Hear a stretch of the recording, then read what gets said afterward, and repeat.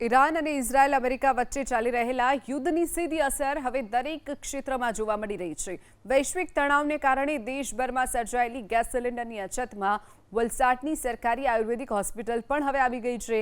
ગેસના અભાવે અહીં દર્દીઓને અપાતી જે સ્ટીમ અને ઉકાળા જેવી પાયાની સુવિધાઓ ખોરવાઈ રહી છે, જેના પગલે હોસ્પિટલ તંત્રે દર્દીઓની સંખ્યામાં ઘટાડો કરવાની ફરજ પડી છે। જે હોસ્પિટલમાં પહેલા દરરોજ 100થી પણ વધુ દર્દીઓની સારવાર થતી હતી, ત્યારે હવે માત્ર 20થી 30 દર્દીઓ જ સારવાર લેવા માટે આવી રહ્યા છે।